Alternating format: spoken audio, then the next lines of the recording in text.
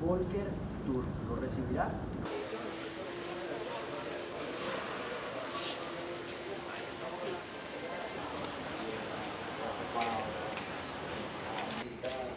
Muy apretada en el tiempo, acotada, pero bueno. La única manera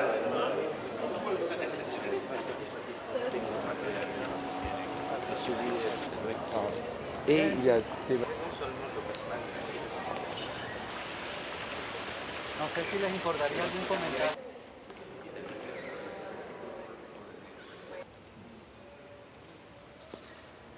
No, es bien interesante. Como la instalación de las nuevas sesiones contra nosotros.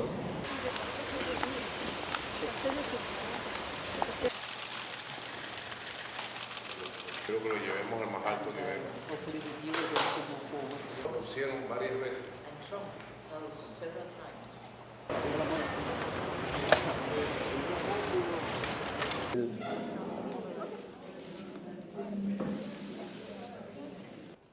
The human rights challenges that the country faces in the civil, political, economic, and social spheres. The need for international and national actors and the UN to help Venezuela overcome its crises. And also importantly, the chance to begin to overcome the deep divisions and rebuild the social contract among Venezuelans. During frank conversations with the authorities, I raised issues relating to civic space, conditions of detention and judicial delays, among others, encouraging them to take meaningful steps towards reforming the justice and security sectors and to take the lead in building trust with victims and civil society organizations. President Maduro yesterday, he publicly expressed his readiness to work towards improving the justice system. This is a key area for reform, and I offer the expertise and support of my office to pursue this. I heard accounts of people being arbitrarily detained and tortured, and of family members being killed in security operations and demonstrations. One woman was overcome with emotion as she recounted how 2 years ago her sister had been detained, raped, and tortured.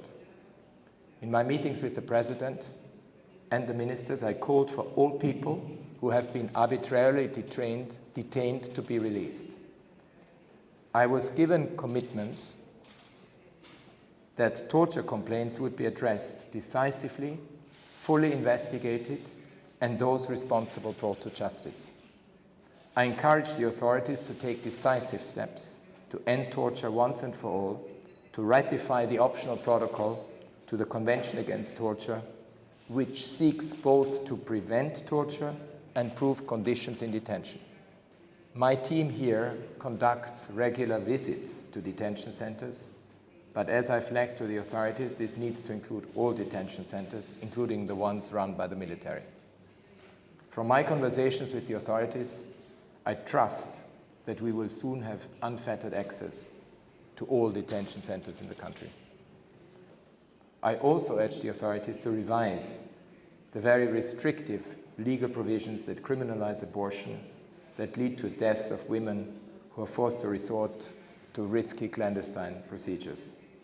While the roots of Venezuela's economic crisis predate the imposition of economic sanctions, as I highlighted in my interactions, it is clear that the sectorial sanctions imposed since August 2017 have exacerbated the economic crisis and hindered human rights. My office has repeatedly recommended that member states suspend or lift measures that have a detrimental effect on human rights and that are aggravating the humanitarian situation, a call we make with regard to unilateral coercive measures imposed on other countries too. Indigenous peoples also voiced their legitimate grievances and fears for their communities amidst the threats to their livelihoods, culture, and even existence from mining operations, drug trafficking organizations, or illegal armed groups. It is vital that any decisions affecting them are based on their prior and informed consent.